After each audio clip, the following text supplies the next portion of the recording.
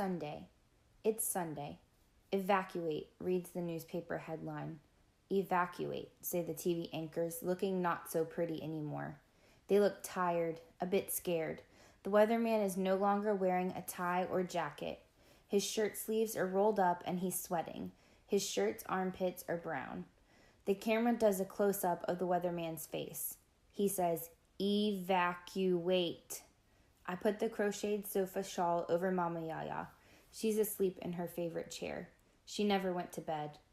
I almost turn off the TV, but I don't. Too much quiet might wake Mama Yaya. I walk through the house. Even though it's Sunday, there's no smell of cinnamon spice waffles or pancakes. I can't smell any bacon. I'm not hungry anyway. There's quiet when there should be pots rattling in the kitchen. Me and Mama Yaya should be at the table, talking up a storm. She should be telling me about signs, about how black crows are freedom birds, symbols for slaves flying back to Africa. She should be telling me how cooking black-eyed peas and greens will bring us money in the new year. We can always use extra, she says every time. She should be telling me why she loved me the minute she laid eyes on me. You were special, I just knew it. And how she has never stopped. Spot slides up to me, his head pushing at my hand. I pet him, scratch behind his ears. You need to go outside? I ask, happy to have something to do. Outside, Spot rushes to his favorite tree and pees. He sniffs every speck of dirt and every tree, happy to be outside. His tail is wagging like crazy. I sit on the porch steps, watching the neighborhood. I don't know what to expect next. The sun is dead high in the sky. Yesterday, some of the neighbors stopped by wanting to know what Mama Yaya was going to do, believing her special powers gave her special knowledge about the storm. I told them, me and Mama Yaya are staying put. I didn't tell them Mama Yaya was conflicted. Another good word. Most seemed happy that Mama Yaya was going to stay. I sit on the porch waiting for something to happen. I want to see Mary and Keisha doing double dutch, see the men and boys staring under the hood of a car, talking about pistons and spark plugs. See Miss Layla combing the knots out of her girl's hair and blowing kisses to her boys. The neighborhood just seems quiet. Too quiet. The quiet before a storm, I guess. I've read that phrase before, but never knew what it meant. But now all of us, the entire neighborhood, are expecting a hurricane. Even though Katrina's still out in the Gulf, she's coming. Closer and closer. I think quiet before a storm means it isn't really quiet. Maybe it means only now you can hear birds flying, forming a V overhead. Or that air has a sound, that it whistles low and deep as a storm approaches. Quiet before a storm maybe means folks are done hammering wood across their windows and placing sand sacks beside their front doors. Or maybe it means there's loneliness, a weird loneliness that is, yet isn't, real. I know Mama Yaya says the hurricane is not the problem, but I feel scared, like bugs are crawling up and down my skin. Mama Yaya has always told me, some things are seen, some are unseen. You see a lot, Lanisha, more than most people. But life, I guarantee, will still surprise you. I sigh. I can't see the future. Though I stare at the sky, I can't read the storm's signs. I whistle for Spot. His big, fluffy feet tell me he's going to be a big dog. I hug Spot, then look into his brownest eyes. What do you see? His ears point straight up. He sits beside me on the porch step. I feel nervous, watching my neighbors readying for the storm. Tonight when it hits, we'll all be inside our houses.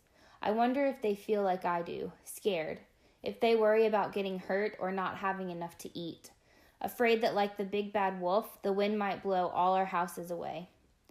Other than the groceries, Mama Yaya and I haven't really prepared much. I wonder if the saying, carry an umbrella and it won't rain, might be true for hurricanes too.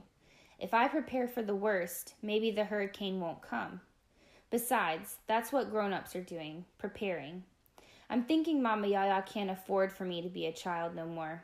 Since her bad dreams, she seems more a kid, like she needs me. I think all of the people Mama Yaya has taken care of in her life, probably hundreds, thousands, with herbs and potions for arthritis, fevers. She's birthed babies, and when they grew up, helped birth their babies. And there's me, 365 days times 12 years equals 4,380 days that Mama Yaya has cared for me. No one gave her money, not even welfare. She could have asked, but she didn't. Love is as love does, Mama Yaya says. So I have to decide, prepare or not. Prepare. Grow up. Time for me to make things safe. For me, Mama Yaya, and Spot. I close all the windows and get planks from the shed in the backyard. Nails, too. I pound and pound. My arms hurt and my planks aren't so great. Some are crooked and the second-story windows are boarded up from the inside rather than the outside. But it's better than nothing. I roasted chicken the way Mama Yaya taught me. If the electricity goes, chicken will keep at room temperature. Perhaps for 2 days. It'll be our un-Sunday treat. Better than beans and rice. But I cook those, too. They'll take even longer to spoil. My cooking isn't as good as Mama Yaga's, but I make do. Then I remember there's an old ice chest in the pantry. If I drag it upstairs, we can have a picnic. I rinse out the chest and fill it with ice cubes from the freezer. There's still a quart of milk and orange juice left. They'll keep cool. The chicken, too. I'm excited. I grab carrots, American cheese. There's broccoli, too, but I don't grab that. Behind the margarine, I see a jar of applesauce. Dessert. There's a knock at the back door. Mama Yaya, you all right? I open the screen door. It's Pastor Williams. She's fine, I say. Please come in. Mama Yaya would want me to remember my manners. Lanisha, is it? Yes, sir. We're offering comfort at the church. We're fine here, Pastor Williams. It's not that Mama Yaya doesn't believe in God or church. She believes in many gods, just as African slaves did.